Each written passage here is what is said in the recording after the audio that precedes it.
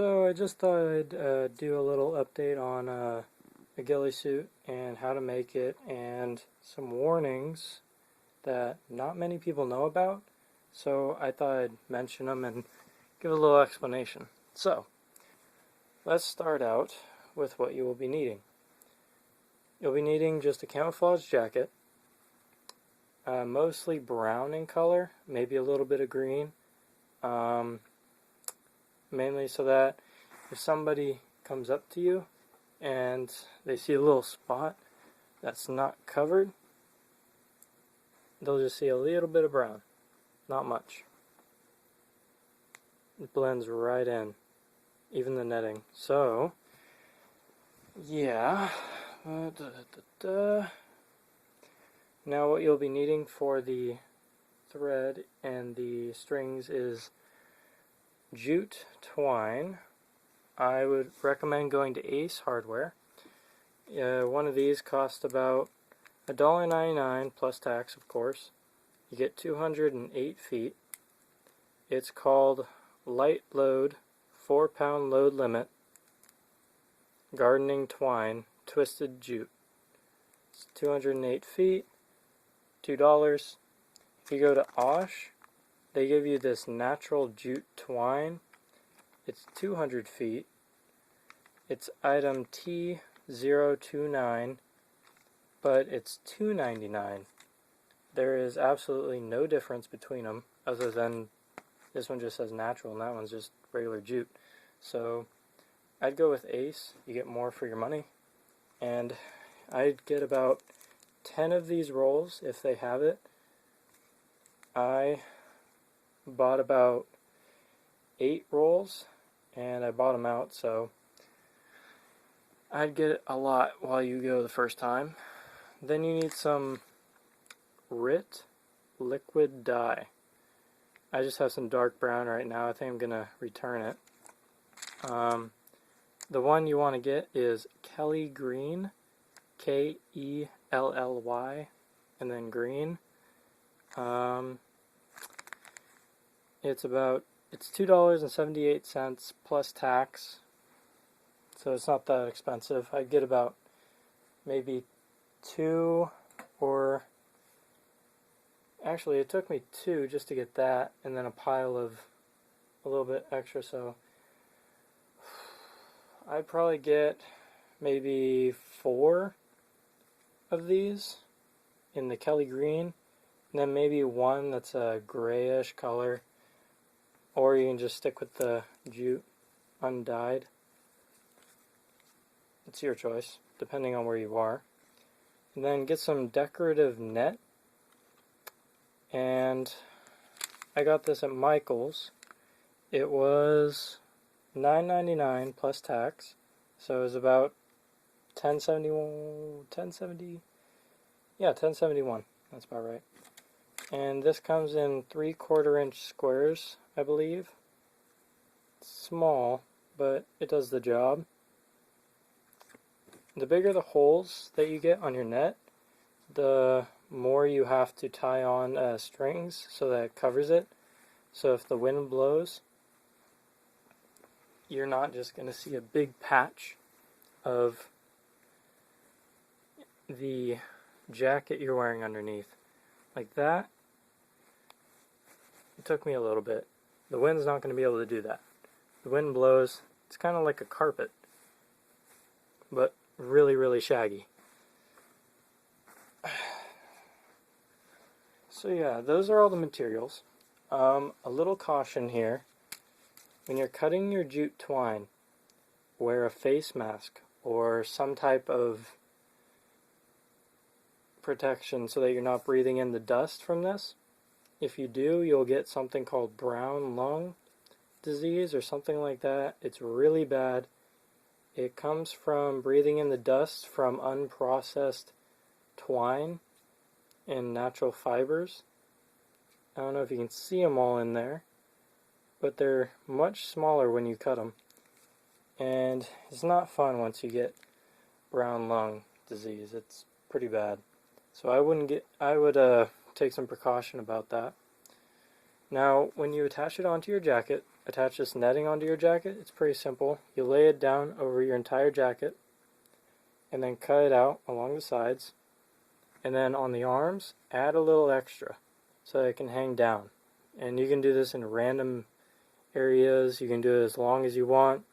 Just don't reach the halfway mark between the armpit and the bottom of the jacket. So about right here, as long as you don't cross that line, you're fine. I say that because when you come over here, here's the bottom of the sleeve.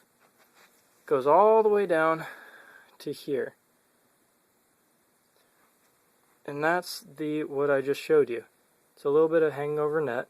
You're not going to see that well because it's always covered, and if it gets flipped up, it's not really noticeable, especially once this is done. But what that'll do is it'll minimize the shape of your body when you lie down. It'll basically it'll go in with the whatever you're laying in. Basically, wow, I can't even talk right now. But basically, you won't see the shape of your body. It'll help conceal that and help mask it. When you sew on the netting, I just sewed it over the knots. I don't know if you can see that well, but I used a clear sewing thread. I don't remember the name of it. You have to do quite a couple passes. It's like really thin fishing line. But yeah, I sewed it on there. You sew it on every about half foot or so that no matter where you pull on the jacket, it's attached. Even right here. So yeah, I think that's covering it all. It's going to take you a long time to do this, probably around 400, maybe 300 hours if you do it this way, but this is very good quality. Now, this is just the base layer, mind you. You can attach your browns. When you go like this, you part it, find a little open spot right here, and then you can attach one of the brown threads onto here, and you just do that every little bit or in little patches. Patches work the best. Depending on your environment, you use reds, browns, and greens. And if you go to Michael's, they also have these green, they look like grass sprouts but really long. You can put those in here, and it's pretty simple to do so. You just take one of the blades of grass and you stick it through one of these holes up like that, go in here and then up and out, push it, or you pull it up, and then you take a little bit of hot glue, or you can sew it on. I prefer sewing it on so it stays on there and it'll stick right up about maybe 5-6 inches, probably about 6 inches tall. You want the grass that will, if you blow on it just a little, it'll move. Because if you lay down and it doesn't do that, the wind blows, all the grass bends, and all you'll see is just a little blade of grass sticking right up. I think they'll notice you. But yeah, that's that. It's pretty simple to dye the jute once you've cut it. I cut it in about 7 to 8 inch lengths. I prefer a little bit longer, so about 9 to 10 inches, because what I do is let me grab a piece right here. Yeah, here's a nice long piece. You fold it in half, kind of like that. Find the midpoint, which is right there. You take that midpoint, squeeze it, stick it through one of the holes, and what you're going to want to do is, to make this work properly and for all the threads to flow, you're going to want to follow this pattern right here. Go up, always put the thread pointing up. If you do it opposite, your thread's going to be sticking up that way. You can do that if you want, but I prefer going down so that flows until you get to the top about 2 to 3 inches, and then do it the opposite way.